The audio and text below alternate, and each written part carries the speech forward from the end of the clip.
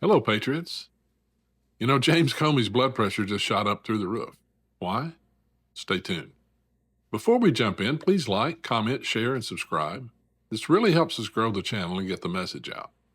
Now let's talk about Mr. Higher loyalty. John Solomon, founder of Just the News, has reported that an associate of former FBI Director James Comey leaked classified information to the New York Times using newly surfaced documents. Solomon presented this as a bombshell revelation, asserting that the leak raised serious concerns about Comey and questioned why the Department of Justice declined prosecution. Solomon highlighted that the associate in question was Daniel Richman, a Columbia law professor and longtime friend of Comey, who held a, quote, special government employee status within the FBI. Richman reportedly acted as the conduit for leaking Comey's memos. In 2017, Comey himself disclosed that he had shared a memo, the so-called February 14 memo, with a personal friend, later revealed to be Daniel Richman, in hopes of prompting the appointment of a special counsel. Now, that memo did wind up being published by the New York Times. The Justice Department's Inspector General later opened an investigation into whether Comey improperly disclosed classified information via his memos to that friend. Now, at the time, two memos were involved. One had contents Comey already classified, while the other was reclassified by the FBI after he shared it. John Solomon's article presents a dramatic narrative that associates of James Comey leaked classified information to the press. However, most of the key elements, Comey's use of Daniel Richman, the FBI investigation, and the reclassification of memos, are not new. They've been publicly known since around 2017 or 18. Now, while Solomon has assembled these facts into a renewed high-profile framing, media analysts and watchdogs suggest this is more of a strategic repackaging than an unfolding revelation of new evidence. However, there's a new sheriff in town. There's a new DOJ. And if it can be proven that Comey did this with intent, the statute of limitations is 10 years. And his acts fall well within that statute of limitations. Watch the following clip and please share your thoughts in the comments. And tonight, we have more major breaking news to share. Again with John Solomon, editor-in-chief, founder, chief investigator of reporter, justthenews.com, revealing tonight that an FBI investigation uncovered the fact that Mr. Higher Honor himself, James Comey, routinely leaked classified information to the New York Times through an intermediary, a friend, on the faculty at Columbia Law School. The sheer amount of leaking appears to be political, deep, dark, purposefully deceptive, and in a myriad of ways. Here with details is investigative reporter, founder of justthenews.com, editor-in-chief. All right, Mr. Higher Honor, years ago on this program, I said, you have the right to remain silent, and you might want to use it.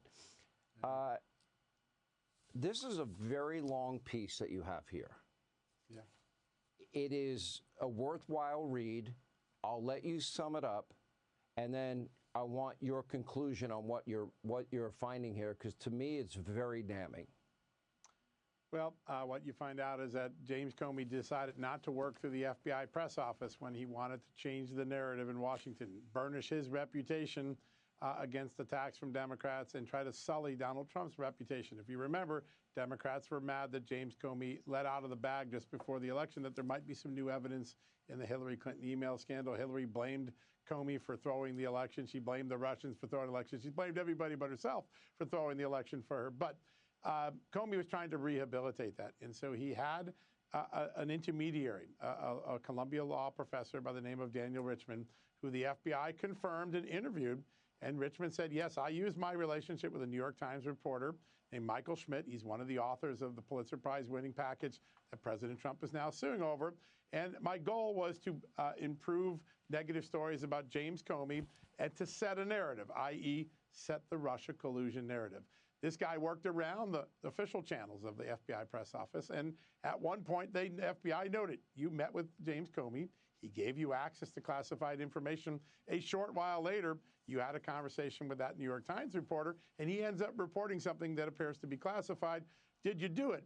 And he gives, I think, perhaps the most famous denial people will remember since Bill Clinton says it depends what the meaning of the word is when he tried to obfuscate whether he had an affair with Monica Lewinsky. He says, I can say, I don't think I confirmed the information. I can say with a discount that I didn't give him the classified information. With a discount means you got to give me some room. It's an extraordinary moment. The FBI clearly had strong suspicions that this was a potential backdoor for information, maybe classified information to get out to the media with James Comey's fingerprints on it. And they didn't go much further. They didn't put Comey before the grand jury, that we can tell. They didn't appear to put this gentleman, Daniel Richman, before the grand jury. And like Adam Schiff, as we told you last night, here they have an eyewitness whistleblower said, I was in the room when he authorized leaks of intel. These end up being a dead end again. And it's another reminder of a dual system of justice that the Justice Department had the last 6 years. These are documents that were never given to Jim Jordan. Jim Jordan confirmed that to me today. And we're just learning 8 years later, because of what 𝗙𝗢𝗠𝗘𝗬 turned over, that the FBI had all the evidence of how the false narrative of Russia collusion was spread across this country to the detriment of voters, to the detriment of President Trump's first campaign, and they did nothing about it. It's a credit to the FBI. It's a credit to 𝗙𝗢𝗠𝗘𝗬. It's a credit to the people that are involved in sharing this information now with the public. Do you see legal jeopardy here? I think if Pam Bondi goes the grand jury route, that these are people that are going to be hauled before the grand jury. I want to remind people, most classified information statutes have a 5-year statute of limitations, but there is a provision that extends it to 10 years if it's willing and knowing. And there is some pretty clear evidence of a strong apparatus put in place to make these leaks occur, according to the FBI documents. I think a grand jury could go back and try to compel testimony and find out if it rises to the level of criminality. Tomorrow, though, I think we're going to take people on a new destination, which is how often did the FBI get blocked in trying to investigate Hillary Clinton corruption at the Clinton Foundation? You're going to be shocked by the answer.